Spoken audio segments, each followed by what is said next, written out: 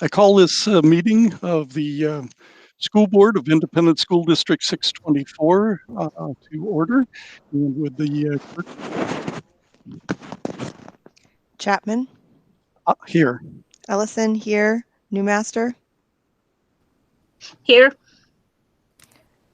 Mullen absent, Thompson absent, Arcand, Here. Beloyd.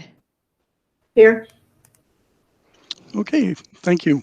With that, if you would all join in reciting the Pledge of Allegiance, those of us that are at least here in the boardroom, if we would stand. I pledge of allegiance to the flag of the United States of America and to the republic for which it stands, one nation, under God, indivisible, with liberty and justice for all. Okay, thank you. And then the next item on the agenda is actually to approve the agenda. Do I hear a motion to do so? So moved. Marge? Okay, Dr. Newmaster, is there a second? Second, Deb. Okay, second, Ms. Beloyd. And is there any any discussion or anything to add to the agenda at this point? Okay, if not, roll call vote. Clerk, please read the roll. Chapman, Aye. Ellison, I, Newmaster, Aye. Arcand, Aye. Beloyd. Aye. Okay, those opposed? Not hearing any, we have an agenda. Then we move on to the consent agenda, and this is a list of various sundry items that we go through at each board meeting. It includes approval of minutes, payment of invoices, various other things. The one item that we always like to point out is the fact that the community has been and continues to be very, very generous with regard to gifts, and so we acknowledge those, like to acknowledge those at each and every meeting, and thank the individuals and the businesses and the various entities that provide that financing. Okay, and so I guess with the consent agenda, do I hear a motion to approve? So moved, Deb. Okay, and is there a second? Second. Okay, and this will require a roll call vote as well.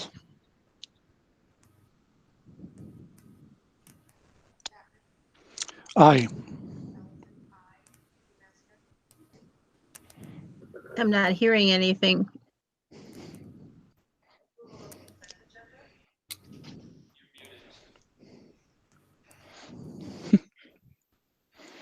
I can't hear anything either. Chapman, Aye. Ellison, I, Newmaster, Aye. Arcand, Aye. Beloyd. Aye. Okay.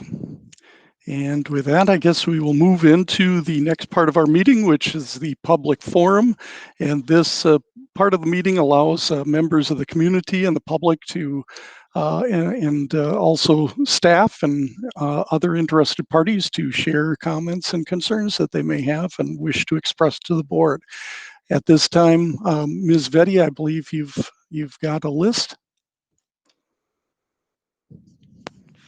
I do. Thank you, Vice Chair Chapman. We have three public forum entries for tonight. The first is from Brian Reeby, and Mr. Reeby says, as a custodian, I have quite a few issues with school opening in the fall, even on a hybrid model. Every day we have to vacuum our classrooms, sweep floors, clean bathrooms, and trash our areas. Now, if students are allowed to return, we're going to be expected to disinfect as well. My wife also works in the district. She has 25 rooms to do each day. If she went by CDC guidelines of 30 minutes per room, she would need 13 hours just to disinfect. That does not include the time to do things previously mentioned. I'm also concerned for the health and safety of the teachers and students. I don't see how you can enforce the mask mandate. Elementary school children would have to be reminded consistently to keep them on, so now you've just doubled the teacher's workload. Our high school kids, especially the ones at North, would be an issue too. I'm afraid that if you tried to enforce it with them, they'd retaliate on the teachers. You have no idea what the ninth grade class was like last year. Totally disrespectful. And social distancing, forget it. You couldn't get them to social distance in a normal year. Now you have them, now you ask them to when they haven't seen their friends in months. This is a total recipe for disaster. We need to start the school year on a distance learning model. If we do not, I fear the consequences will be seen. And our second submission is from Christine Erickson. In light of the 97,000 positive COVID tests in children during the last 2 weeks of July, as well as the increase in positive test results in other states that have chosen to go back to school in person, what will White Bear Lake schools do differently or do better than all of these other school districts? What will White Bear Lake do to ensure that students with an IEP are having their individual needs met? How will students living with disabilities be protected from the spread of COVID-19 when they use the nurse's office for their routine medical needs? With the CDC's report of an increase in acute flaccid myelitis cases, what will White Bear Lake schools do to protect the students? How is White Bear Lake protecting the educators? Would the board please verbalize the threshold for infection/deaths that they have internally set to move to distance learning? Please explain why the district is willing to risk lives of the students and educators rather than be proactive until it's deemed safe by health leaders in the state and country. Returning to the classroom should be done safely and with intention. That would include a practice day in person by leadership to identify any challenges or gaps before the students return or not and not after. When will those drills be done? A school nurse cannot delegate nursing judgment or assessment as stated in the Nurse Practice Act. You're asking your educators to develop nursing assessment skills in a matter of weeks when it takes years to learn. I beg of you, please make safe decisions. Returning in person at this time is not safe for anyone, as evidenced by the spike in positive cases in children.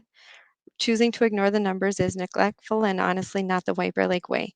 This goes against everything you worked hard for in setting your strategic plan. I was there and know White Bear Lake can and should do better. Let's start now. And the third submission is from Beth Hill. What will happen when someone in the school tests positive for COVID-19? Will families be notified right away? Will the school close for cleaning or just a classroom? And that is it.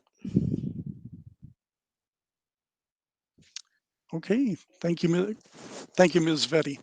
And on to the next individual. I believe Tiffany Dietrich is with us online with the president of the White Bear Lake Teachers Association. I believe has some comments as well. Tiffany, are you there? I am. Thank you, Vice Chair Mullen. Okay. Good evening, Dr. Kay and board members. While White Bear Lake area educators' official recommendation remains that the most prudent start to this uncertain fall is a distance learning model, we are committed to working with students, staff, administration, families, and the community to ensure safety, consistency, and high-quality instruction within the hybrid model adopted by the school board at Friday's meeting. As all of you know, Governor Walz's Safe Schools plan requires decisions to be based not only on transmission rates, but also the capacity of our facilities to meet the strict safety requirements of a hybrid plan. In our survey of White Bear Lake area educators this weekend, nearly 260 respondents indicated watching Friday's entire school board meeting, and tonight I am sharing their questions. In little more than 48 hours, we received over 1,500 questions in total. Our curated list contains over 100 unique questions, just over 7 pages, that we believe must be addressed before the start of the year to ensure safety, consistency, and instructional quality. Thank you for carefully considering the many questions of our classroom practitioners who will be working directly with our students and their families daily within the hybrid model. Thank you. And thank you, Ms. Dietrich, and those who submitted comments for open or public forum. Ms. Vetty, I believe that is the entirety of, okay. All right. And we move on then to the next item on the agenda, and that is the sole item for information items, and that would be the superintendent's report. Dr. Kazmierczak. All right. Thank you, Vice Chair Chapman and members of the board. Okay, well, we know that first days will look different this year with some of our students at home in distance learning and others attending in person on alternating days. We're excited to welcome students back with the official start days on the calendar in September. So on Tuesday, September 8th for grades 6 through 12, Wednesday, September 9th for grades 1 through 5, and Thursday, September 10th for kindergarten students. And then the week of September 14th will be when our early childhood programs get underway. 2 district publications will be arriving in mailboxes in the coming weeks. The 2020-21 activities calendar will be mailed to families who have students in our schools at the end of August. Community members who would like a copy can stop by District Center in September or call 651-407-7563 to request one be mailed to their home. A community services fall catalog will be mailed to all district households in September. This fall's abbreviated catalog will contain information about community services and recreation classes and programs. It also includes the Bears Bulletin portion with district updates and information. After last week's school board special work session, we launched a Fall 2020 website that will serve as the district's landing page for all things Fall 2020, including school board meeting presentation and meeting record, Fall 2020 Return to School Guide, links to family surveys that will provide the district with data in order to adequately prepare and plan for the return to school, an archive of messages sent to families, and other resources. The site will continue to be updated with current information throughout August and into the fall. And White Bear Lake Area Schools is currently hiring a variety of positions for the 2020-21 school year. Find employment opportunities on the district's website and join White Bear Nation.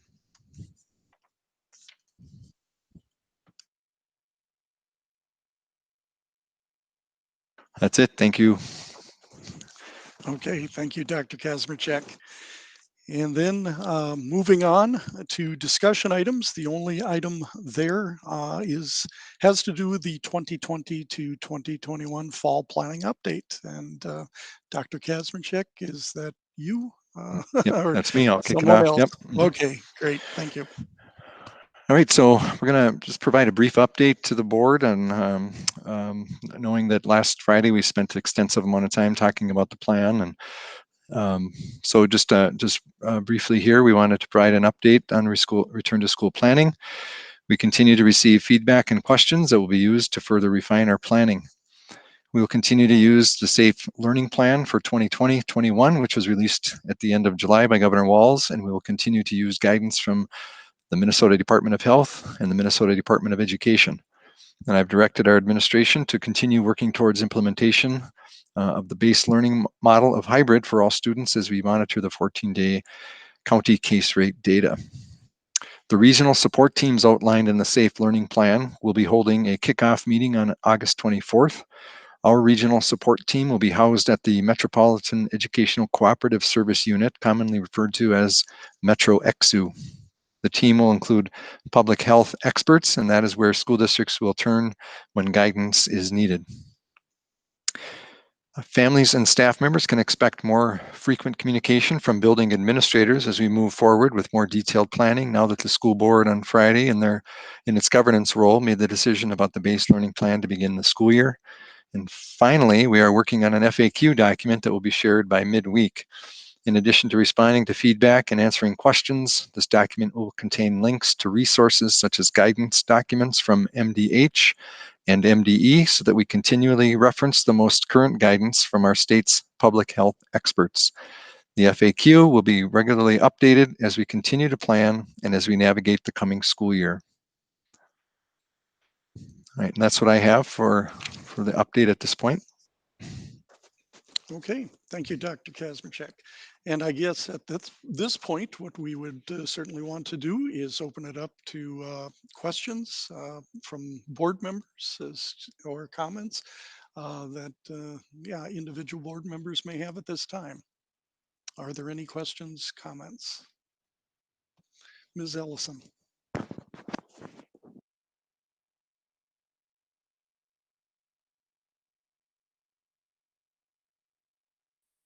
right, thank you, Vice Chair Chapman. I have a number of questions. And as I was trying to think of my questions and reading all the emails that we received, emails that we received from staff, and a lot of those address the questions that I have, and a lot of those come from a parent's perspective too, because my understanding is that August 14th is when the parent preference survey is due. Is that correct? So that's Friday.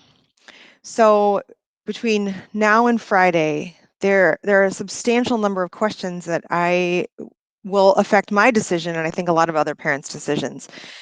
For example, I have a daughter in 7th grade at Sunrise, and so my understanding is that there will be 6 periods and not 7. Is that correct? I can speak to Sunrise. Okay. So hi, Christina Pierre, principal at Sunrise. We always have 6 periods, and so we would continue to have 6 periods in some format. So then, is homeroom not considered one of those periods, or would that be going away? True, that is true. Yes, advisory. We wouldn't have advisory. But lunch would be figured into one of those 6 periods. Yes. Is that correct? Yes, we would build lunch into one of the other periods. Yep. Okay. And so would the fall schedule then, if you've got a class every other day, for example, if you have band on one day and Phy Ed on the next day, are you going to have band the first semester and Phy Ed the next semester? So we haven't worked that out yet.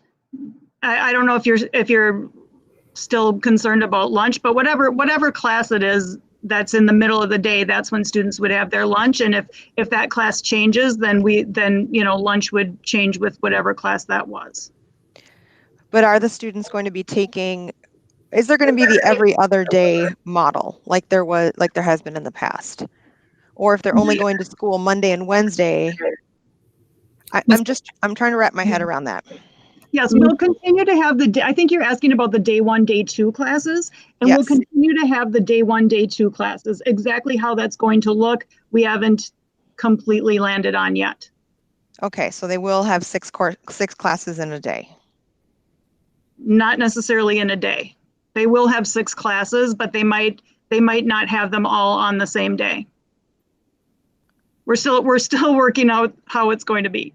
We want to find a way that's manageable for students and as safe as possible for our students and staff. So we're still working on that. We're going to get there.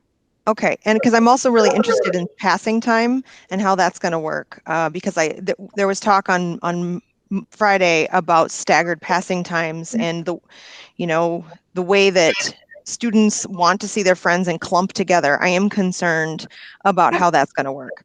Yeah. And so, passing time is that's going to be a totally new thing that we need to teach students. And we're good at this. We're good at teaching students an expectation and modeling it and giving them a chance to practice and then enforcing that expectation. And so a new way to do passing time is just one more thing that we're going to do. But we will teach the students the new expectation, and I have complete confidence that our students will rise to the challenge. And I believe that. I have full faith in our teachers and staff, but I also know kids just like you do. And for example, I have a 2nd grader. She can't stay 6 feet apart. She won't. And so my concern is that kids will be learning this new way of school, and it will be uncertain, and it will be far different. They'll have to wear a mask. There's a lot of new things for them to learn, and I have full faith they can do it. But how is a 7th grade teacher or a 2nd grade teacher going to have the time to do these additional duties, such as policing masks, cleaning rooms, keeping kids away from each other?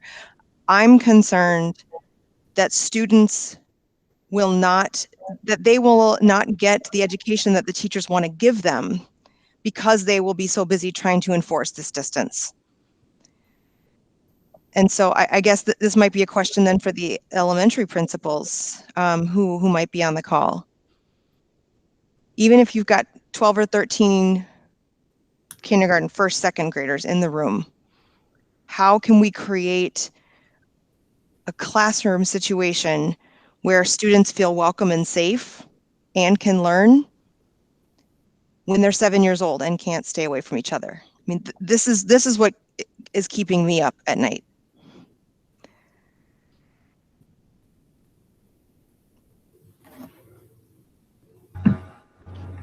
This is Cynthia Mueller, principal at Otter Lake. I think I might be the only elementary principal on the call, so I guess I'll take this one.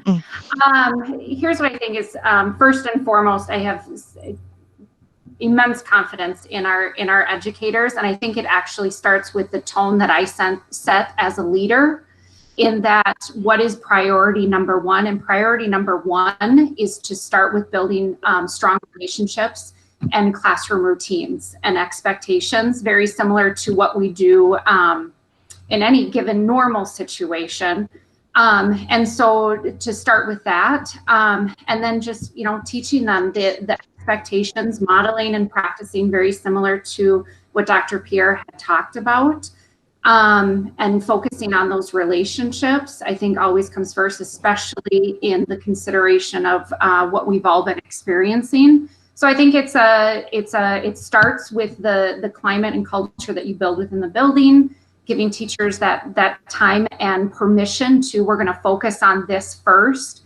And once we build that is when those other things as well will come along. But we will dedicate the time and space to do that well.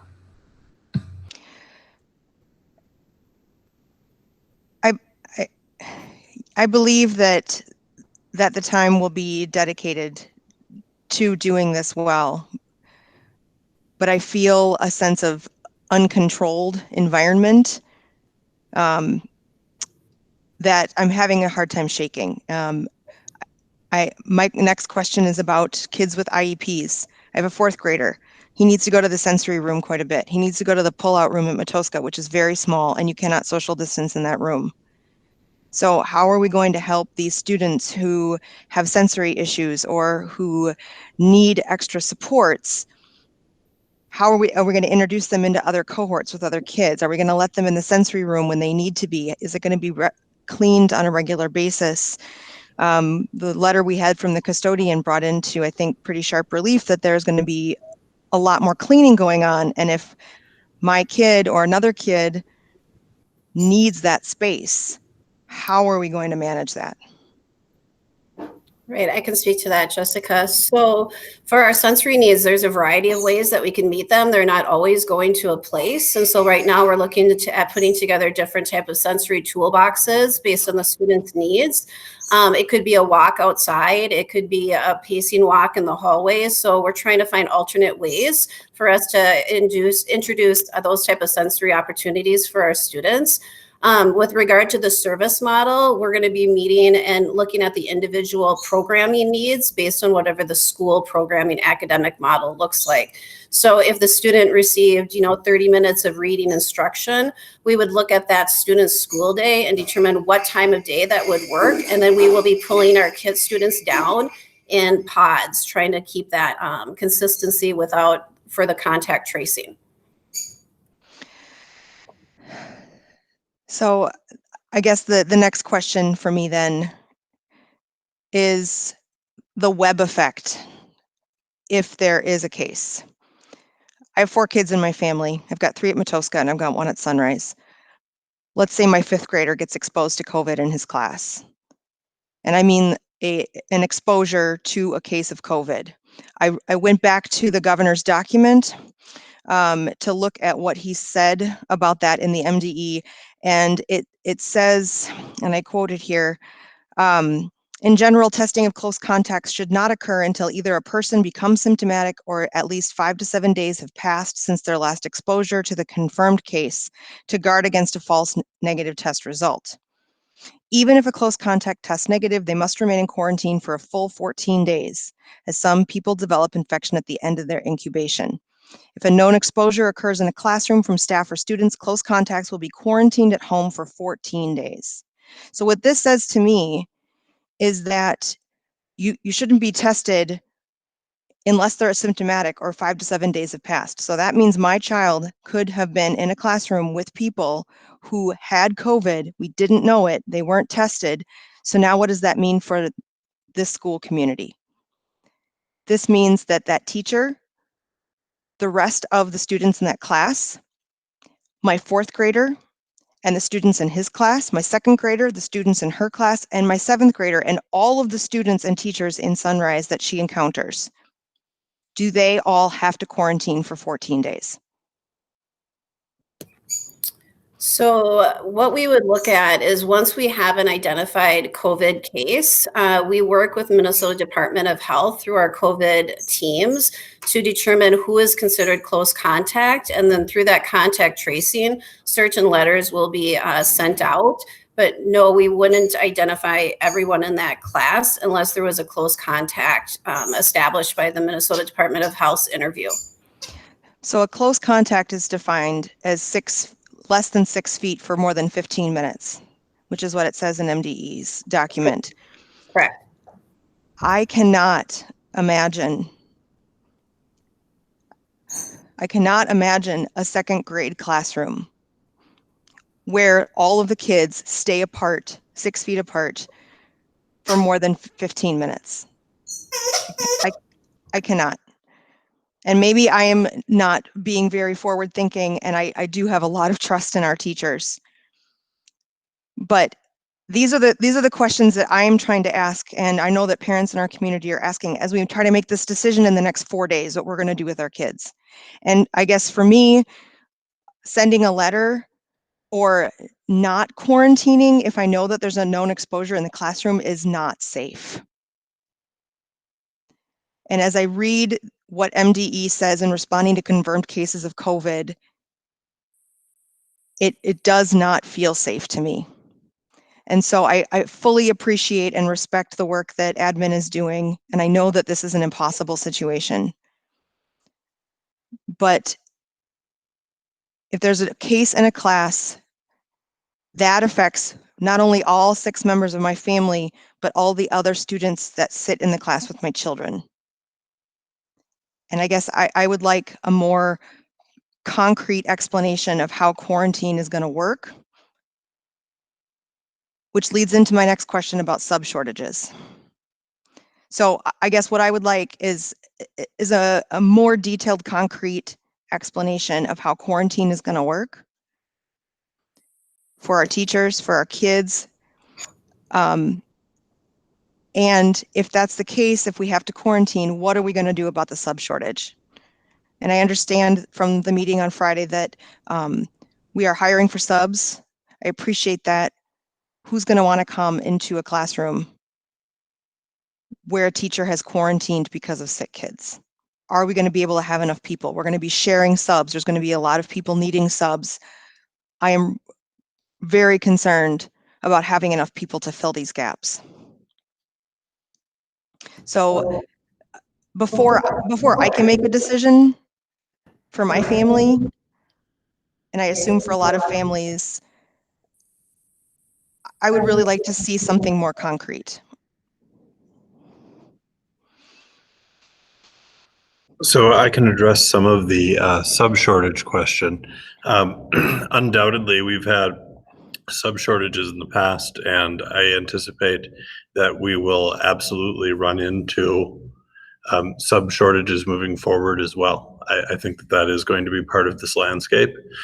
Absolutely. You know, I think we're committed in any model that we're in that we need to be able to run, that we need to be able to provide a safe environment. And if we're unable to do so, not just in the context of substitutes, but just in the context of staffing generally, then we're not going to be able to offer that programming, and we're aware of that. We'll need to shift to a different model. So that certainly could be something that we're faced with throughout the year. I think that we're constantly going to need to be assessing whether we're able to provide that safe environment or not. And we're certainly committed to ensuring that in any case where we wouldn't be able to provide a safe environment, that we would not continue with programming in that area. So is it foreseeable that we will face staffing shortages? I think that it is, with the changing landscape that we're dealing with. And when it comes to substitutes, specifically, we're going to do our absolute best. We're going to continue to do so. We're going to do our best to recruit new substitutes into our pool. And that's what we're going to be able to commit to there. But I think generally speaking, there's just no way that we're going to be offering programming if we can't ensure a safe environment.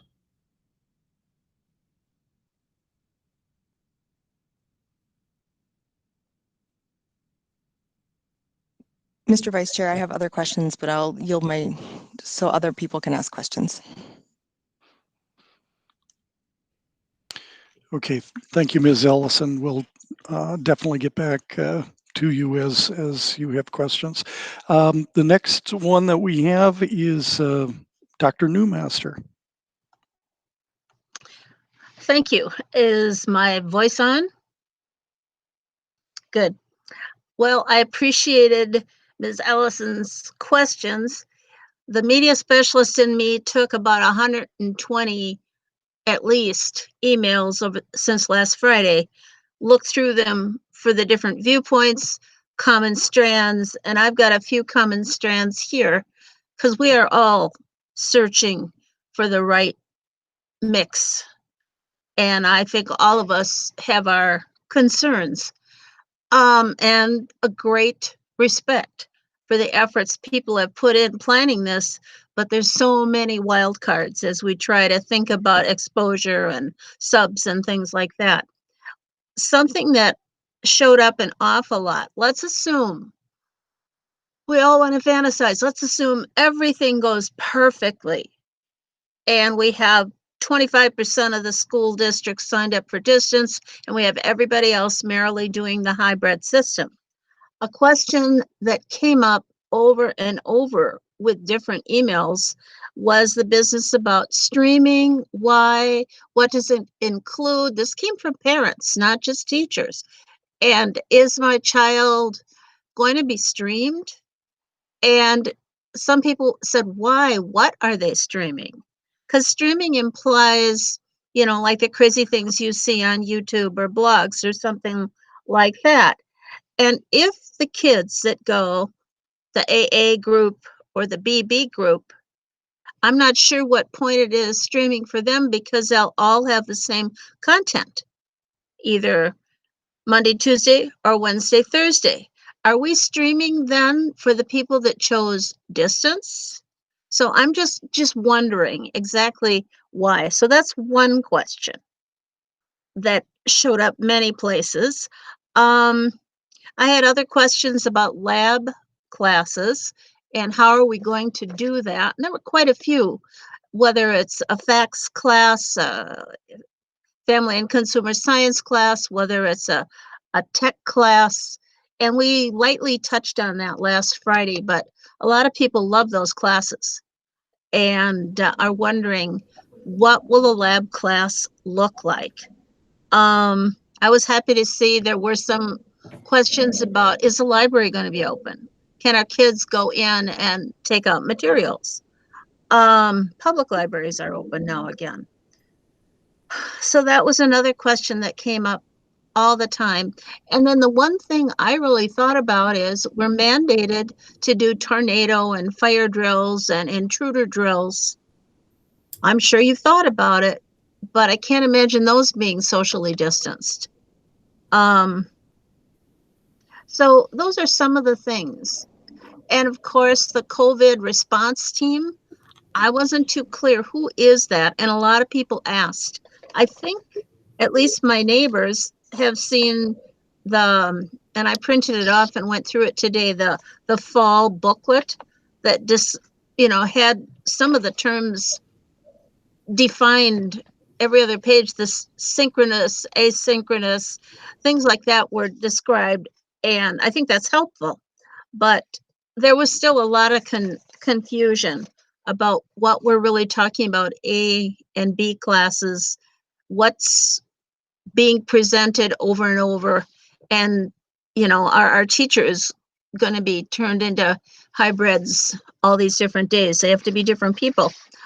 And I'm just kind of spilling over these things, but just a lot of live stream and a lot of questions about contact tracing, and then a whole bunch. And I have Miss Ellison's same questions, and not just for little kids. It's really hard. I see teens down on the corner or playing ball, doing different things, and you know, they're not socially distanced and they're not wearing masks. They're outside. But I think it's going to be a whole new thing we're going to have to set and make it clear to people. It's the only way it works, and see what happens. But we'd have to know what happens if someone's not compliant. And it's a shame to make distance look like punishment, but it's not. But you can't be with everyone if you can't follow what's expected.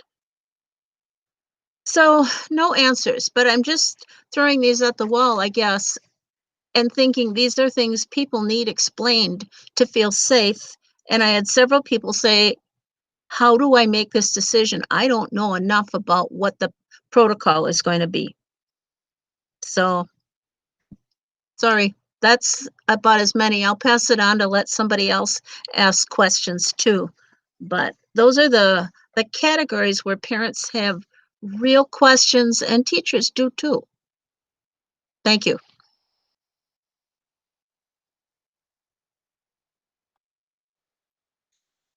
Okay, thank you, Dr. Newmaster. Are there any other questions at this point? Vice Chair Chapman, I just have a couple of questions. Okay, go ahead. And I know that this Dr. is being discussed across the state. And thank you, Dr. Newmaster, for also bringing it up. We're having a lot of discussion about what do we do with our labs, especially in our family and consumer science and our tech ed, and maybe even in our business and marketing education. And we're not the only ones doing this. So my first question is, has anybody contacted our state specialists? I know Max Peterson is for family and consumer science. I know Tim Barrett is technology education. And I know Dean Brewer is for business and marketing.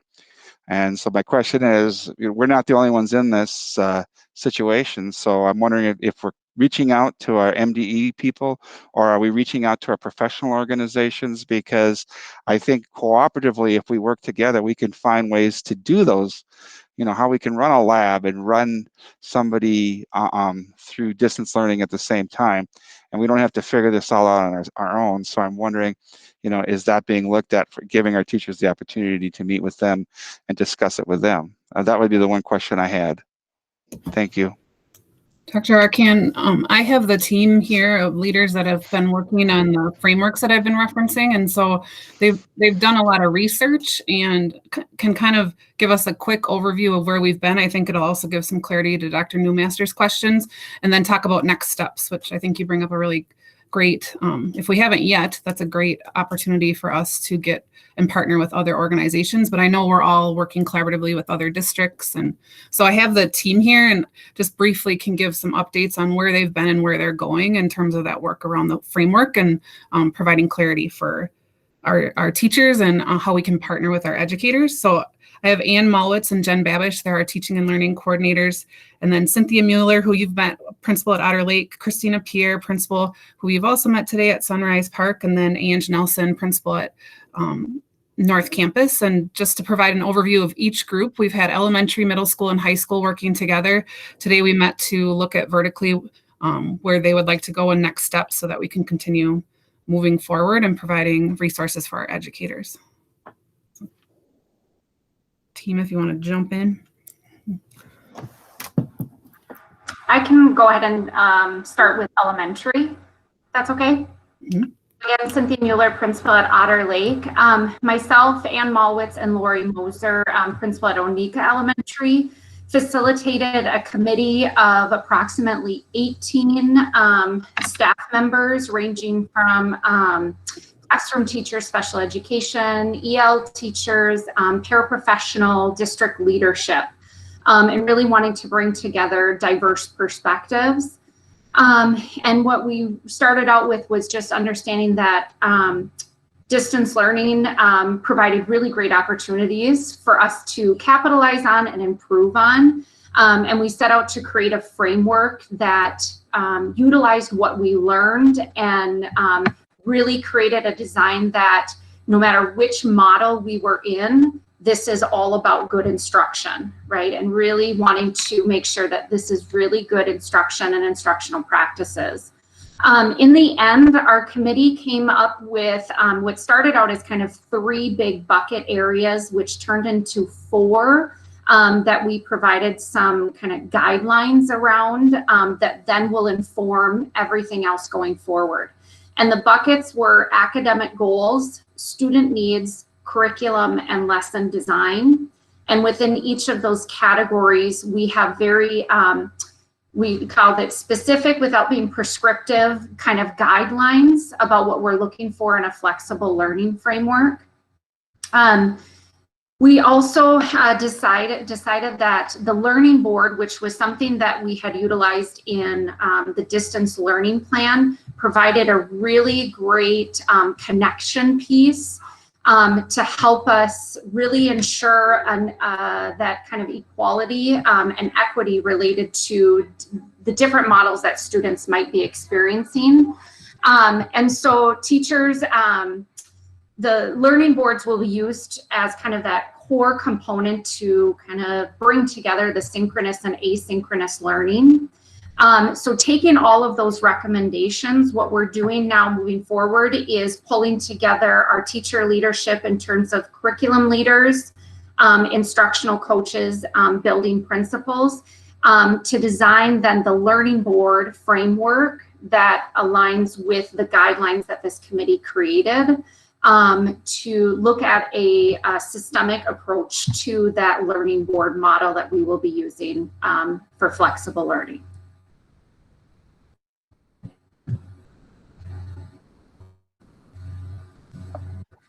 I can jump in and talk about middle school. So I was part of a secondary group that was looking at our best practices to develop this learning framework. And then we ended up branching off and had a middle school group, and that was made up of several middle school teachers as well as administrators. And really we started by looking for all the research that's out there right now about the best practices and in online learning and best practices in learning, period, because even though our formats are flexible, good teaching and learning is still there. That's still going to be part of what we do. We also contacted many our professional organizations as well as contacts in other neighboring districts, both administrators and teachers. So the plan we put together, again, is really grounded in the best practices that we already have for education. For example, the idea of I do, we do, you do. In educator speak, it's modeling, guided practice, and independent practice. And so that's a process that we follow when students are learning something new. And so it starts with the teacher presenting and modeling, showing students this is how we do it. And then guided practice, where students are practicing with help. They might be practicing and collaborating with each other or with the teacher, a lot of guidance from the teacher at that point. And then it moves on to independent practice. And so we can do that in a hybrid model and in an online model. That is something that we already know how to do, and we can extend that into our other learning models. All of our models will also include best practices of building community, building that classroom community, regardless of whether we're hybrid or online or in person. All of our learning will include components of direct instruction, some different forms of collaboration, as well as independent learning for students. we really envision the Google Classroom to be our kind of learning hub. So the teacher would have, for example, their tasks for the week in Google Classroom, and then students, you know, when they're at home, they'll be able to engage in those tasks independently, and when they're at school, then they'll engage live in person in the classroom in those tasks with more teacher guidance. Thank you for that. I really love hearing the Madeline Hunter. I could tell right when you had it in there. Thanks. I can just add on, this is Angie Nelson, principal at North. The middle school model and the high school model are really completely aligned as we're working towards 612 in alignment. And so the thing I would add when it comes to streaming is, so when students are doing the direct instruction, it will potentially look different, being that there will be some students at home and some students, you know, in the classroom. And so it's not necessarily that everything has to be streamed, but it might be that the direct instruction is a short video that the teacher creates and students preview ahead of time, or a reading, or something, you know, along those lines. And then when they're together or in their synchronous session, it's really about expanding and answering questions on that learning. And so you know, we didn't talk about that teachers would just live stream their class and just kind of teach as usual. We know that that won't work for teachers, for students in the class, or for students at home, that it is kind of reorganizing the curriculum into a different delivery method, but really utilizing a lot of the same materials that they have already created and have used, just reorganizing it into the I do, we do, you may do, you must do. Well, I think one of the points of confusion, perhaps, or miscommunication on my part, was that when students are in a hybrid model, that every other day, half of the class would be accessing the class. That wouldn't be the case. We're trying to figure out how to eliminate the inequity that would occur for our students who are home. So for example, if we're divided into two groups, in an A and a B group, the A group who's in school would get their direct instruction and work with their teachers on that day, and then their B days have time to do that asynchronous work that's reinforcing what they learned, extending it. The question is what about those students who are at home, and how do they access the direct instruction, and what does that look like? And so, you know, we had some of this in the spring where we navigated making sure we were following the laws, making sure, you know, when and if a situation emerged, that we were supportive of our educators. And so by no means was I trying to minimize that it's difficult, but it's really that question of how do we create equity in terms of for our students who are at home, so that they're not missing out on that learning. And, you know, live streaming or recording a lesson maybe would work for some grades, maybe it wouldn't other grades. You know, like we talked today about just thinking of, as we work with our teacher leaders moving forward, how can we eliminate those inequities without disrupting the learning that's occurring. And so that synchronous learning is something our community has asked for, something our teachers have asked for. And so how can we do that in a way that is supportive of high quality learning that we all want to make sure our students have? And I don't know if I could add one more thing about the lab classes, and maybe this is part of the next steps conversation, but we really want to work with our content experts in order to develop what those lab classes will look like moving forward. We know we want students to have those experiences, and teachers want them to have those too. So how do we do it in a safe way that are still engaging and still are able to, you know, have the opportunity to engage with the content? But we really need to partner with our teacher experts on that, because we aren't experts in all of those content areas to develop the very specific guidelines that they would need for every specific lab class. So that really is part of our next steps. And I really do like that idea of reaching out to MDE, just in addition to our own teacher leaders. I think that's a great idea.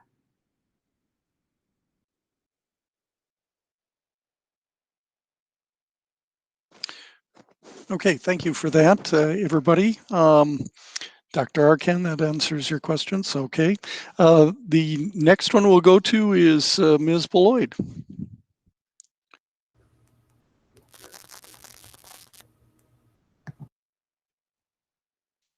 Deb, are you there? I see you. Trying to get my mute to turn off. Sorry. Okay, there you go. Thank you, Vice Chair Chapman. So my specific questions come down to, we've had summer school and we've had kids in the school well, several of our schools all summer long. Can someone speak to the specifics of what worked, what didn't work, and what the model was? Because we haven't heard of outbreaks when we've had these kids in the school. So what did we do? What was the model? I can speak to that a little bit, Ms. Beloit. Yeah, our practices in summer school are right in alignment with the guidance we receive from the state. Now, one, I will say, full disclosure, one big plus we have here is that we're talking about a total of about 96 kids that came into the building that day. But not every building is going to have that low in numbers. I will say we did screen kids in every day when they came into school. And that process, I don't believe is recommended for the fall, but it is something that we put in place the first week of our continuing to do for summer school. Kids have done a really nice job and responded really well to staying within their pods, wearing their masks in class, and following all the guidelines in place. Now we have had outbreaks, or we have had students and staff test positive during the year, and just like we've stated or during the summer, not an extended day in some of our summer camps. The practice is just as we stated before. We work very closely with our lead nurses and our contacts at MDH and follow their guidelines to a T. So after you had some people test positive, when you followed the guidance from the Department of Health, yep, you didn't see further cases occur? To my knowledge, no. Those from the cases that we received the letters that we could have had an exposure to a possible contact, that group is notified. They've been asked to quarantine, and we have not seen future outbreaks within the setting. So can you talk a little bit more about this pod concept? Because I've heard several people bring it up, and yep. I kind of like that explained a little. Yep, so I can speak to that in terms of extended day and summer school. So extended day, we've had pods of 8 kids to 1 staff, depending upon child needs, 8 to 2. So basically what that means is if I oversee a classroom or a group of kids within extended day, those 8 kids are my kids for the summer. So we have a set classroom that we go into for our daytime programming. When we transition, we're wearing masks now since the mask mandates had begun. It was always an option to wear masks, just not a mandate, obviously. But when kids would now transition to the cafeteria to get food, transition outside to go play, they are all wearing masks, but they don't interact with a lot of the other pods. They may see kids in passing, they may see a different pod at a table in the cafeteria in a distance away from them. But it very much those kids and that I'll call them a teacher, but our instructors are part-time staff. They're staying with their pod all day. Okay, so that's kind of an interesting point, because the mandate didn't go into effect until, 2 weeks ago. So during the summer, these kids were only wearing those masks when they were transitioning to where they might be in contact with the other pods, potentially? Nope, until the mandate was in place, those students or staff only wore masks if they chose to. Did you have a lot of them wearing the masks? Not a lot of kids, and I wouldn't be able to give you a fair number of staff, but staff that chose to wear them wore them. We didn't see a large amount, but some did, yes. Okay. All right, thank you. My other question, this is probably for Dr. Kazmierczak or maybe Mr. Wald. So all of the other school systems around us are trying to implement the same model. I went online today to look at every single school district around us and what they had on their webpage and what their boards had decided that they were going to be, what model they were going to be using going forward. And every single one of them that I saw is choosing to do the hybrid model. So how many conversations are we having with the other school systems to say, hey, what are you guys doing? What do your teachers say they think will work for them? What is your district? Because everyone has older buildings, everyone has newer buildings. do we have a collaboration between the different systems to say, hey, we're all in this together? What do we think is going to work for everybody?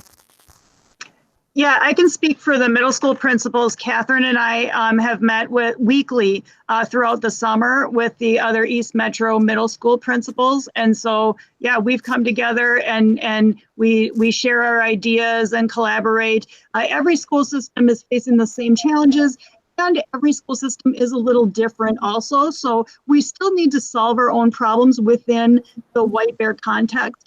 But it has been really helpful for us to be able to have those conversations with our colleagues. Did anybody else want to comment on that? I can.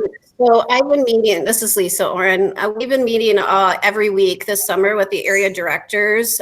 So we problem solve, we talk through different protocols, we collaborate. And so even now, since we have gone in the hybrid model in our neighboring schools, we're meeting at least half days every week.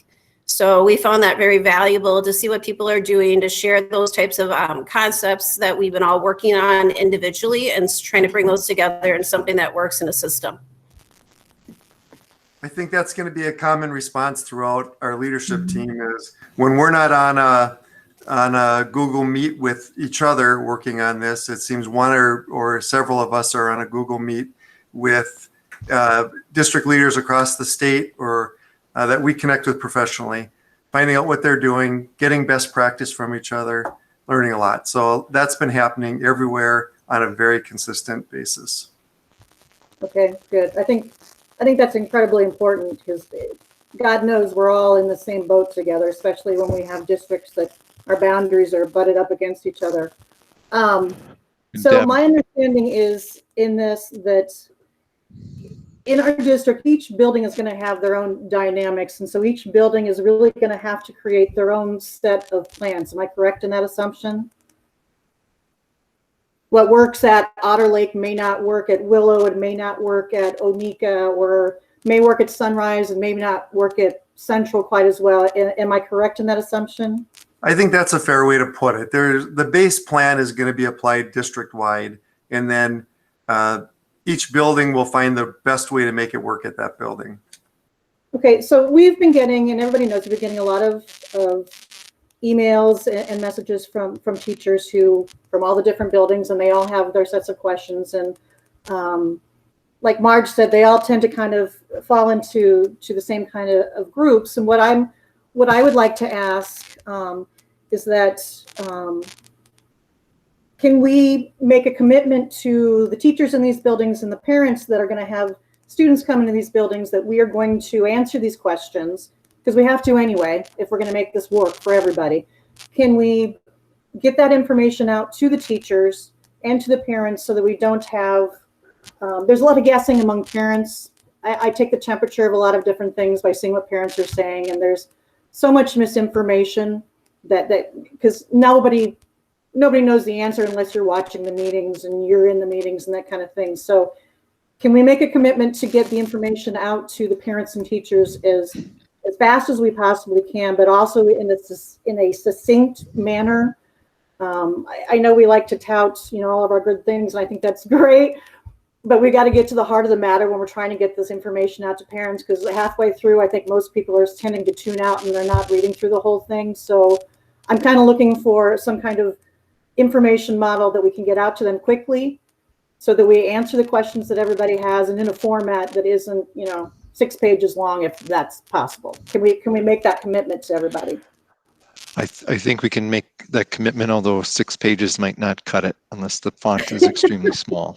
So, but yeah, I think you bring up a good point that we have, we have a base plan in place.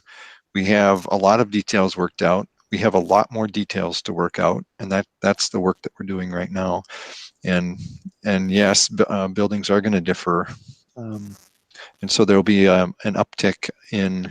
And I was trying to allude to that here in my opening comments on this agenda item, that principals will be, or building administrators will be, communicating more regularly with families and staff and students now as we continue the work forward. And we've committed to that FAQ document that will be it'll be comprehensive. It will likely not be condensed, but we'll try to succinctly answer the questions that have come in. We'll try to pull the themes out from what we're hearing and answer those. And then within the context of buildings, there may be a slightly different take on a certain theme, and so principals will have to assist with that. And I would echo too, back to your other question, Deb.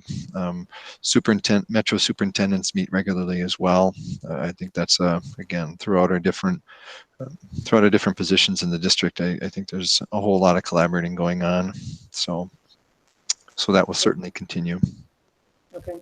I just think it's incredibly important that since we finally made, I shouldn't say finally, but since we as a board voted and made the decision, that I'm hoping that will help families and teachers feel like they're on more solid ground as the decisions are made, because I know the unknown is what's really, really scary for everybody. COVID is, a lot of it is unknown, and it's going to continue to be unknown for probably a pretty long time. I mean, we're looking at this for the long haul, so we have to learn how to work within the parameters that we have with this disease. So I think having some sure footing and some detailed answers now that we know that what we're going to do will help alleviate a lot of the anxiety that I think that a lot of our teachers and a lot of our parents are feeling. So that's all I had for my questions. Thank you, everybody. Can I add just one thing, Deb, because you spoke about staff getting their questions answered as well. And so at least at I can speak to secondary 612, we did request that staff submit any questions they have to us. And we too have them divided out into kind of categories and gathered answers when we'll be sending that out tomorrow that are really teacher specific questions, which might be different than family questions. So I just wanted to let you know about that. And of course, I'm going to speak on behalf of all the principals that we commit to answering all family questions. And we really want to work with families so that they're informed and have their questions clarified so they can make the best decision for their family. Yeah, I think a lot of these questions, most of these questions that people are asking are important questions for how they run their classroom and how they go throughout their day and how you make a decision as a parent. And I think they just need to know that the answers are coming. We just have to finalize those plans, and they just haven't been finalized yet. So I just want to make that statement. But thank you, everybody. Okay, I've got a couple of questions actually that I would like to ask too. Number one, I guess, how stringent or how rigid, I should say, is this August 14th timeline for parents to elect what they want to do with their children as far as distance learning versus hybrid? I realize our backs are getting up against the wall relative to time, certainly is of the essence in this whole thing. But I'm just wondering if there's any wiggle room whatsoever that we might have to be able to push that back even a few days into next week. And give a little more time for the FAQs to gel and to evolve and expand. That would address a lot of these questions that we are as a board and I know administration is getting. So that's my first question. And I guess I'll leave it there and then ask the second question after the response here to that one.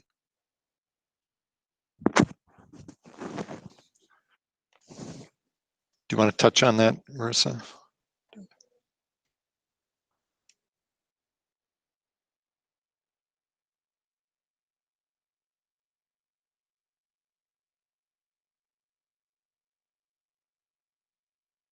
Okay, sorry, I muted or unmuted one place, but not in another.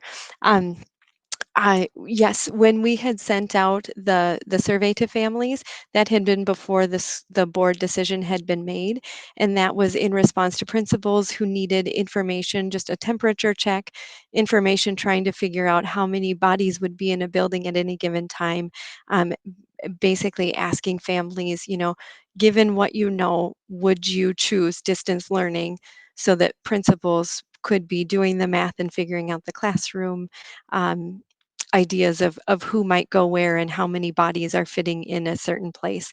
And so the 14th was chosen at that time, and that was great. I think we've got more than 7,000 people had replied to that as well. And then at the elementary level, it did a really nice job of giving a temperature check to our extended day childcare programs as well, so that they would really know what we were looking to do in the fall. And I can share that the online family update, which is being sent today and not due this Friday, but due later on in August, is really the place that families would be making more of a determining factor and a more solid decision of not a temperature check anymore, but here is what we are thinking that we will do for our family. And so we have sort of two moving parts. One was a temperature check and setting a timeline that so that principals would have information to go on, and one is more of a solid answer from families as the online family update is coming in.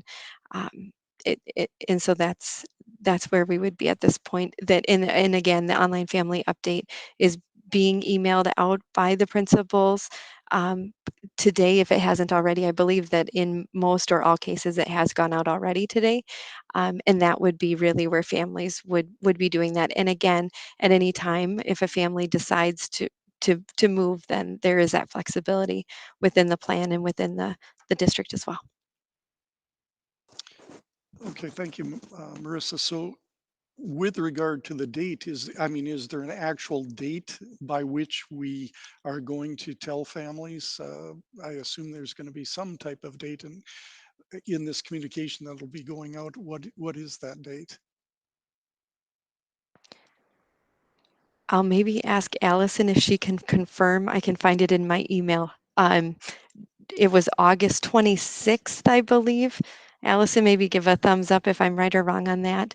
That the class schedule for families every year, if you've done the online family update, then specific information is then made available to you. It would be a class list in that at a certain time later in August. And I know that that's popular information that people want to get. So then they fill out the online family update. So Allison or Steve, if anybody could check my work on my memory of the date. August 25th at 6 p.m. is a scheduled release date for secondary, and I believe it probably is across the board, elementary and secondary. Sorry, I didn't have that date off the top of my head. All right, great, thank you. The next question that I have is, there's been comments made from administrators that, as I would anticipate, that communications have occurred with surrounding districts and other districts. In those communications, have you gotten a sense of where we are relative to those other districts in this whole process? Are we on par, do you think? Are we behind? What's kind of the feeling, if nothing else, the gut feel that you have with this whole thing? The reason I ask is we had received an email from a teacher in what appears surrounding district and adjacent district, who I believe has children in this district, lives in this district, and was feeling apparently that the communication flow from here, from White Bear, has not been quite to the extent or at the level that she has experienced from the district in which she teaches in terms of what's been going out from that administration to the families, to the various stakeholders. So I'm just curious as to what kind of sense, as to your thoughts, your feel as to where we're at in this process relative to other districts. And whoever, I'm looking at Marissa, but I open to anybody, whether it be Dr. Gillespie, Dr. Kazmierczak, or anybody else. Sorry, Marissa, I wasn't meaning to put you on the spot there. I can jump in, and then if any colleagues also, I would say we are ahead of some, and others have communicated a little bit more, in advance than what we have. At one point, we were quite far ahead in terms of what we were thinking and our work with the steering committees. And so our communication in some ways has been more than other districts. Some has been a little bit less than. I know the district that you're referencing, we've worked closely with and met as a secondary team, met as an elementary team, really learning with and together from them. And I wouldn't say, you know, their model, they did tons of work too, but it was like I don't know how else to describe it, but some districts were calling and Dr. Kazmarchuk was asking me to talk to them to explain our model because we were ahead in our thinking. And then we've learned from others who've gone back and forth. Our area districts that I talk to are right now in the exact same spot we are, you know, in terms of making recommendations, working with their staff members, answering now more of the detailed questions and trying to figure that out. So I would say we're right in there with everyone else. I think anecdotally, you know, everyone has their opinion on how they want to receive information. We've also had people comment to us and say that they're so thankful that we're ahead in the process and we're doing such a great job of communicating. So I think some of those are just kind of anecdotes and recognizing that everyone has a different need for communication and a different value. But I would agree with what Dr. Gillespie said. As I work with other districts and professionals, we're hearing very much the same. They're looking for answers on certain topics. We're looking at others, and we're just learning from each other. So I feel like we're on about par where most districts are. There's a lot of sharing of information between districts, a lot of sharing documents. There's a real collaborative effort amongst the colleagues I've worked with from other districts. So. Okay, I appreciate that. Hopefully you can hear me. This thing keeps going down, but with that, I'm going to go back to, I know Dr. Newmaster, I've got you on the list, but I'm going to go back to Ms. Ellison and give her some further opportunity for questions. Ms. Ellison. Thank you, Vice Chair Chapman. I have a question about the instructional models. So because distance learning is an option for any student and students will be home 3 days out of the week and in class 2, it seems to me that they are having to create 2 separate instructional models.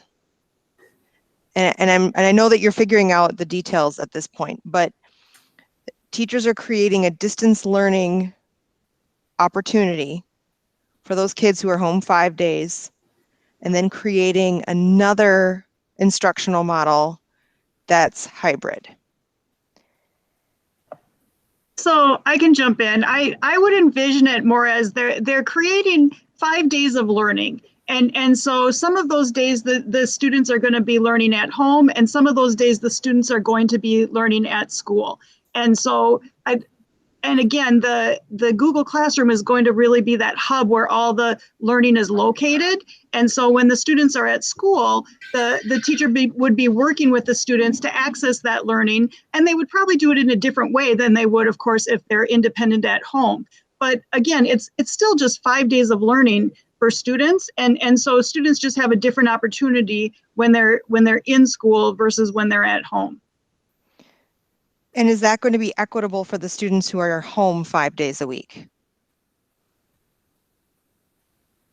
Really, when we looked at our planning, making sure that distance learning wasn't a less than model, that all students, whether they're hybrid or distance, will receive a high quality instruction was critical. And distance learning kind of being the base. And so I think when we think of students in front of teachers, we think of that being the time where all of the direct instruction takes place. And that all of a sudden leaves students that are at home on their own. But it's just kind of flipping it. So some of that direct instruction will be taking place asynchronously for students who are choosing hybrid or distance learning. And then it's during the synchronous sessions where the small group work can take place, where questions can be answered, where there can be extensions or reteaching that happens. And that can happen, that synchronous session might happen in person if it's a hybrid student, or it would happen during a scheduled synchronous session during the teacher online. I'm trying to wrap my brain around all of this, as we all are. And I'm trying to imagine my 13-year-old trying to wrap her brain around it too. And my 7-year-old. And so as I'm thinking about how this is all structured, I'm concerned about consistency and stability. Not from the teacher's point. The teachers are going to do everything they can, but just the fact that this is going to be, this will be a disruption in the way that students are learning. And so I just want to express my concern that I know that, again, I respect you all as professionals, but it's very complicated. And I'm really interested to see those plans when they're completed. Because the other kind of point that I have that I've been thinking a lot about is that I fully believe that teachers can educate. You and they are going to come up with fantastic learning experiences, but I worry about the additional stress and the quote unquote other duties as assigned that will come that are going to make it harder for them to provide this instruction. Things like having to clean in their spaces and having to ensure that kids stay socially distant, having to help kids individually when they can't get close to them and can't get down next to them, next to their desk. I'm concerned about the other duties as assigned really becoming a barrier for our teachers. And I guess, I want to, I read in some of the comments, the teachers are concerned about getting breaks and lunch. And so I suppose I just wanted to confirm that we will have policies in place to look out for our teachers because they will be taking on so much more. And I guess that's more of a comment than a question. And I guess my final comment about this is I'm sitting here in the boardroom, and this is a giant room. I would not even be able to guess how big it is. My sense of space is not that good, but it's really big. I've got my mask, but you can't hear me talk when I've got my mask on. And so all of us have been, we've been pulling down our masks to talk. I have someone helping me with tech. I've been screwing up trying to get the sound off. I forgot my headphones at home, so I had to get another pair from somebody. I'm a grown-up responsible person. And so I'm looking at this situation here where there's been so much done to keep me safe, and I appreciate that.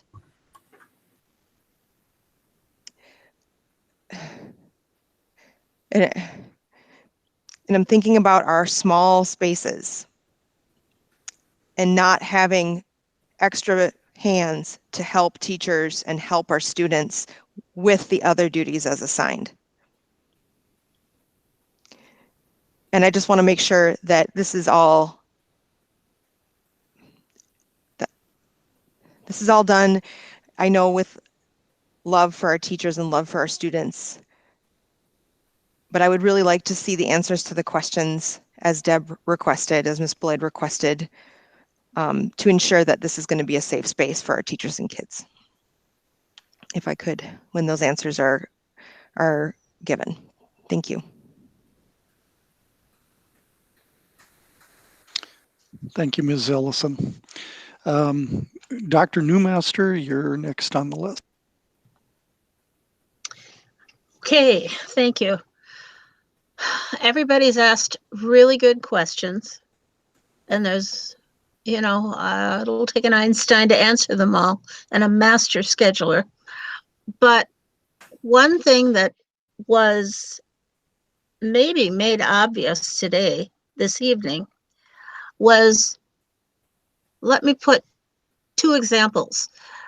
Let's say you've got teacher Jane Doe and teacher Joan Doe, and they both teach third grade at, what's the school I know best? Otter. And Jane Doe has A and B sections, and on Friday does small groups, writes things, etc. And Joan Doe I thought was going to be the distance third grade teacher. I never comprehended that you expected the teacher to do hybrid and also do all the distance. I was hoping, as we talked, that some people couldn't be in person because of preconditions, that person, and we talked about that last week a little bit, might be the third grade teacher or the whatever social studies teacher at another school who takes care of the distance. If we have a chunk of 20% of our kids doing that, have you looked at having teachers specializing in that? Because what Jessica said, you're asking our teachers to be the proverbial one-person band, playing the harmonica, the drum, marching in place, and directing. So I'm wondering, was that even looked at? I didn't understand that the person, yes, everybody's going to do some lessons for your off days for your A and B groups, but I did not think they were going to be responsible for the distance learning pod or whatever you want to call them. So that's something that was revealed.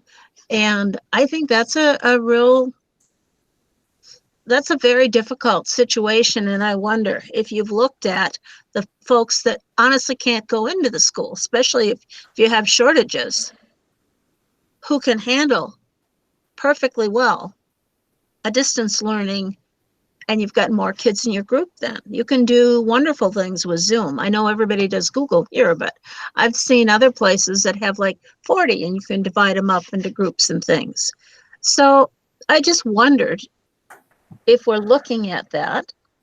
And I guess the other question that Angela mentioned to me when I talked to her, how are we going to handle the pass? And just so that we have that in there, a protocol for that too. The endless long class periods, someone's going to need a lab pass. So that sort of thing. Are we going to have escorts like we did at one time? So those are just some pickies things. But the idea of the A, B, and Friday, everything else, and contacting and all other things as assigned and plan with your team, I didn't have any idea that the distance was also shoved into that. So I guess I'm curious if you ever looked at any of the people being someone having a pod, a class of distance learning that also worked with your other team that's doing the hybrid, because they might create something that the other people in the third grade team could use. They would for sure. So anyway, I'm going to let it go at that. There's many, many questions, and I'll just let those two go because those are big ones, especially the plan for AB and distance. Thanks.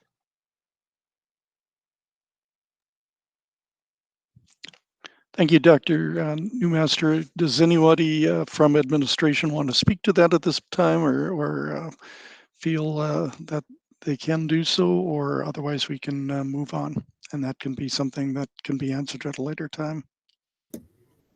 We have discussed what that would look like to provide support.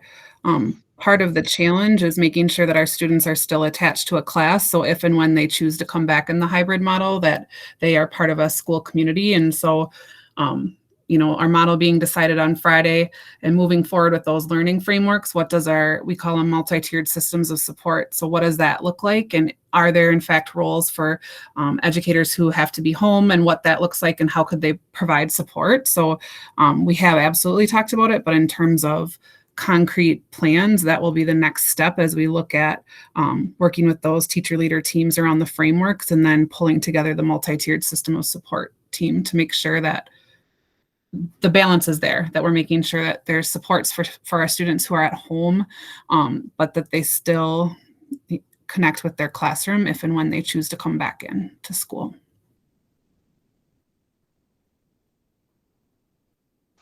Okay, thank you, Dr. Gillespie. Dr. Arcand, you're on. Thank you. I just want to agree with Dr. Newmaster. We do ask a tremendous amount for our teachers to do every day, and there's a lot of work that they need to do. And I think that's why it's important that we provide them different supports. And I think providing them time and collaboration teams so that I don't have to be on an island by myself. And I think I've seen that. We're going to give them time when we can sit down in my collaboration team, and maybe my strength is different than your strength, so that I can work on something and complete it and share it with the group. And then somebody else has a different strength, they can create it. So I think that's the positive, that when we have to work as a group, because we can't do it by ourselves. We have to work collaboratively together. And I think that when we're creating activities, I think we need to look at creating activities that we can use for distance learning or the classroom. And I've heard a couple of people talk about Google Classroom. That gives me the option to set things up so that if a student is at home, they can work on it. And if a student's in the classroom, they can work on it. I know that we talked to Google the other day, and they're talking about, to be like Zoom, they might add meeting rooms. They're talking about it. I don't know if they're coming, but we asked about it and they said maybe. And that's the one thing that, so that if you're home, maybe you can split kids up into meeting rooms and they can work on an assignment. And then in the classroom, you can split them up into meeting rooms and they can work on an assignment and maintain their social distancing.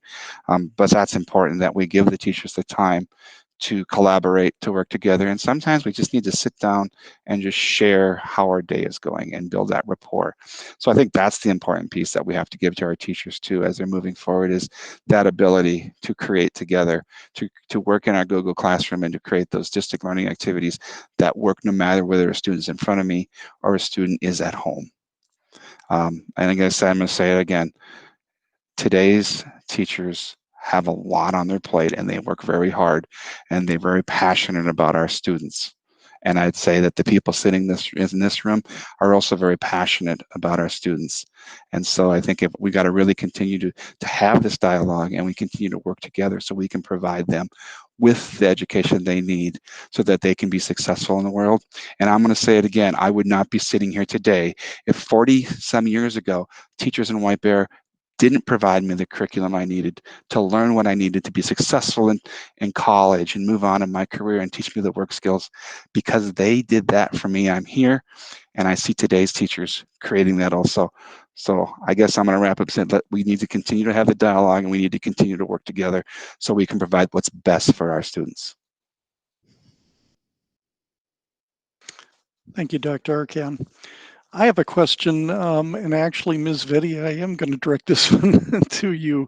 And that is, you had mentioned that this 14th cutoff that was coming up, that was actually kind of a temperature check, if I heard you correctly. And so what I'm wondering is just for my own understanding, clarification, is that one and the same as the data that we were getting that appeared on the pie charts as far as parents in favor of hybrid versus distance learning versus, whatever. So could you speak to that? Because I just want to make sure that we're, if it's one and the same thing, that's fine. If it's a different thing, temperature check, so to speak, than what we saw on the pie charts, what that was. You're on mute. I do it on the place Steve told me to, and I think Jody's muting me on the other. Sorry. Okay. Yes, our families have given us data and have engaged with us in surveys a few different times this summer. So in June, if you remember, we asked families just if you were answering today, which model would you choose? And so the pie chart that was in the presentation the other day did have that information available. And then we also had the thought exchange that we asked people to just sort of talk about what they were thinking, what questions they had, what had gone well, what needed to go well coming up in the fall. And then we saw the themes that happened from that as well. So that happened in July. So you did see a pie chart from the June survey that we were, again, doing a temperature check and just in June, what do you think? In July, another, what themes are bubbling up through conversation with our families. That happened in July, and you would have seen that in the presentation slide as well.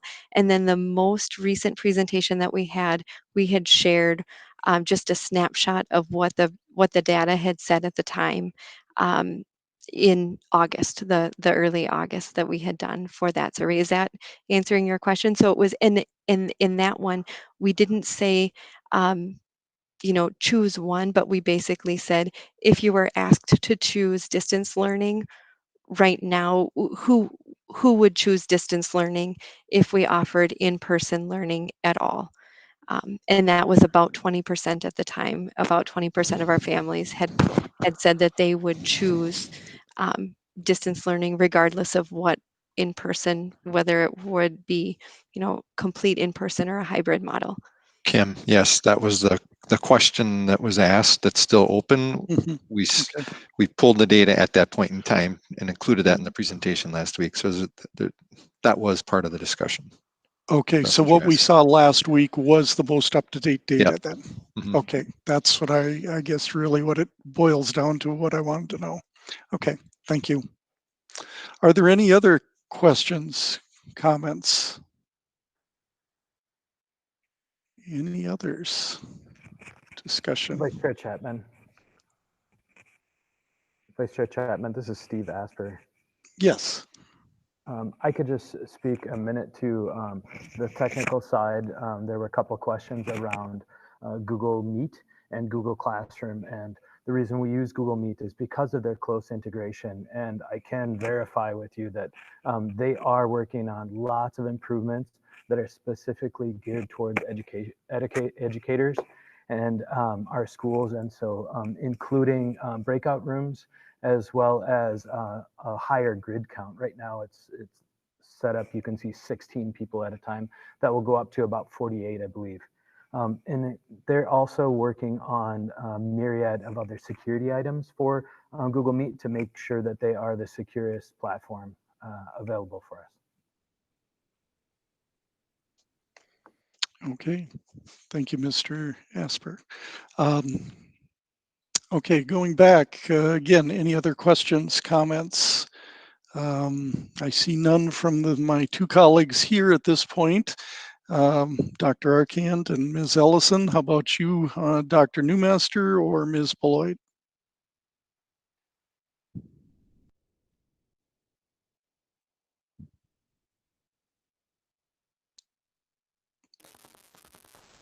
I don't have any, Vice Chair Chapman. Okay. Dr. Newmaster, anything further?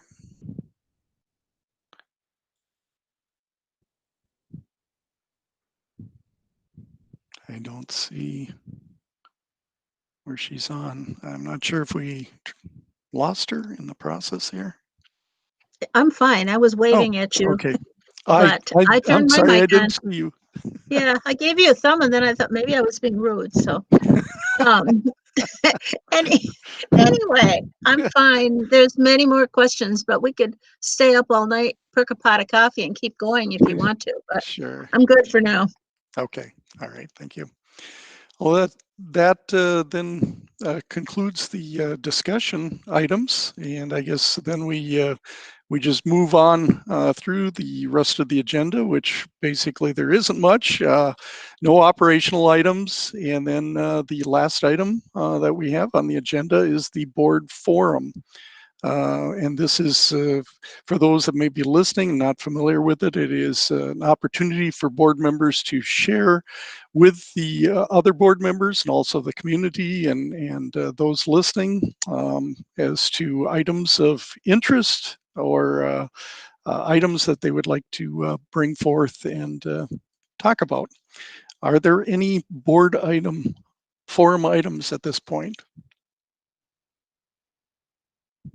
Okay, I see none.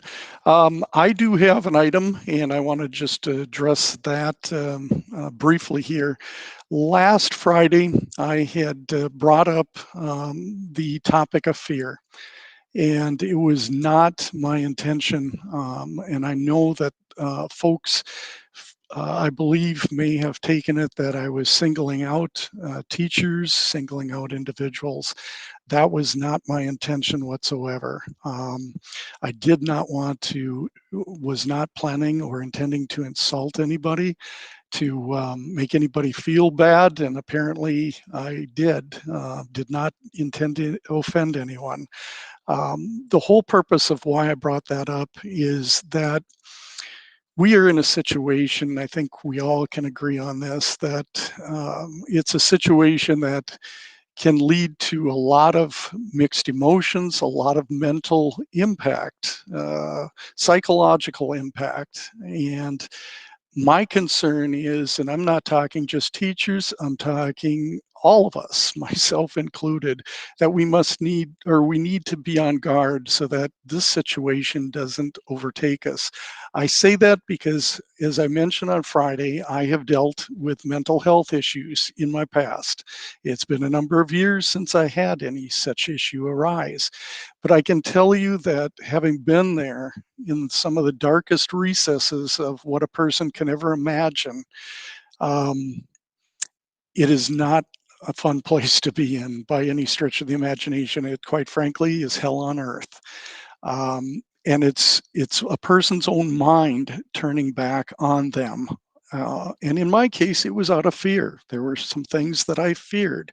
It was as a result of the last episode, as a result of a job loss, fearing for how I was going to provide at some point for my family, fearing whether we were going to lose our household.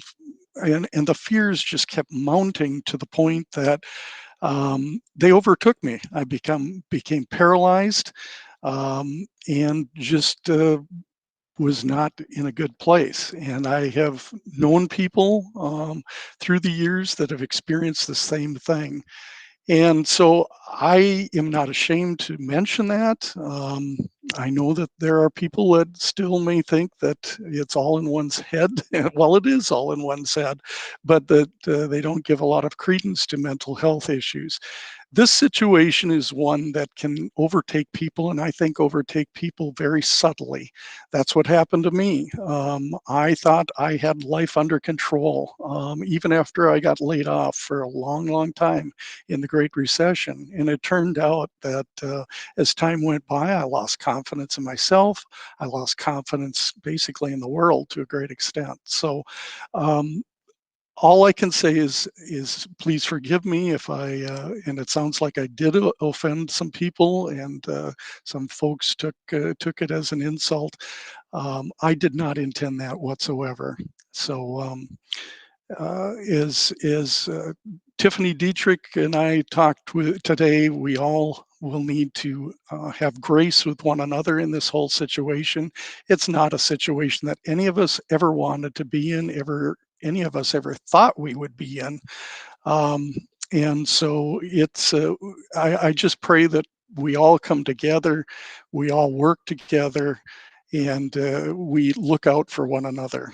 And so that's all I've got to say at this point. If there's any other board forum items, if none other, I should say, we can wrap this thing up for tonight. Can I make a brief comment, Kim? Absolutely. Thank you for sharing. And we talk so much about social emotional health, and we have to know that it sneaks up on all of us. And this is really a stressful time. That's why we have some of the links on our school website, and there's help out there, but I think it can be really sneaky. And many of our families have dealt with job loss or illness or death, and it's scary. It's scary to our kids, but it's scary to grown-ups too. So thanks for sharing. There's nothing but a plus. And I hope we can do what Jessica said. I liked her comment last meeting. I think it was about we want to go back to school with joy, but we can take joy in the people that we work with, no matter how horrid it is sometimes. And that's what kind of keeps you pulling together. So thank you, Kim. That's helpful. Thank you, Marge, or Dr. Newmaster. All right. Any other comments? Otherwise, let's roll it. Do I have a motion to adjourn? Vice Chair Chapman, I move for adjournment. Okay, is there a second? Second. Okay, thank you. Two doctors, Dr. Arcand and Dr. Newmaster. This will require, or let's take a roll call vote on this thing. Chapman, Aye. Ellison, aye. Newmaster, Aye. Arcand, Aye. Beloit. Aye. And that does it. We are adjourned. Thank you, everybody. Thank you for all the hard work on everybody's part, the administration's part, the teachers' part, my colleagues' part, everybody. This is something that we are all in, as I mentioned, together, as all of us at one time or another have said we're in together. And let's continue to collaborate and get this thing done. Good night, everybody. Good night. Thank you. May the force be with you. And with you.